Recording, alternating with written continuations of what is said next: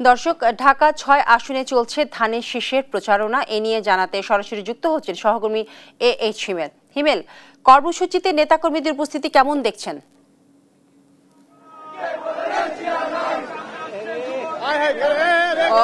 আমি এই মুহূর্তে রয়েছে রাজধানীর যে ৬ আসন রয়েছে সেখানে বিএনপি কর্তৃক মনোনীত ইঞ্জিনিয়ার ইশরাক হোসেনের যে আজকে নির্বাচনী প্রচারণা মিছিল রয়েছে সেই মিছিলে রয়েছি। এই মুহূর্তে মিছিলটি কিন্তু রাজধানীর যে গ্যান্ডারিয়া রয়েছে সেই গ্যান্ডারিয়ায় এসে জমায়েত হয়েছে এবং তারা কিন্তু যে ইত্তেফাকের মূল রয়েছে অর্থাৎ রাজধানীর যে ব্রাদার্স ক্লাব রয়েছে সেখান থেকে তারা আসলে মিছিলটি শুরু করে ব্রাদার্স ইউনিয়ন ক্লাব থেকে মিছিলটি শুরু হওয়ার পর থেকে কিন্তু তারা বেশ কয়েকটি শতক প্রদক্ষিণ করে এখন এই মুহূর্তে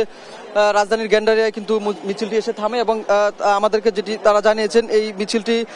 ঢাকা ৬ আসনের বেশ কয়েকটি এই সড়কে তারা প্রদক্ষিণ করবে অর্থাৎ বেশ কয়েকটি এলাকায় কিন্তু তারা প্রদক্ষিণ করবে। সূত্রাপুর, গ্যান্ডারিয়া, ওয়ারি,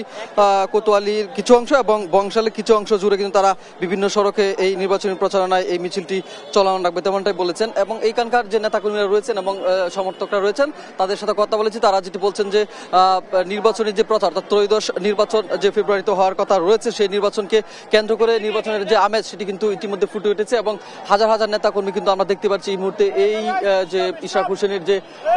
আসন ৬ রয়েছে সেই ৬-এর সমর্থকরা কিন্তু যোগদান করেছেন এবং তারা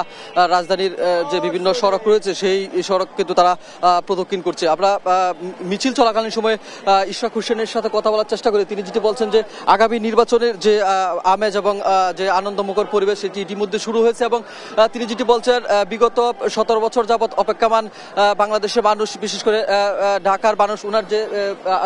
আসন ঢাকা ৬ আসন রয়েছে সেই ৬ আসনের যে নগরবাসীরা রয়েছেন তাদেরকে তিনি আহ্বান জানিয়েছেন বিগত ১৭ বছর পর নির্বাচনের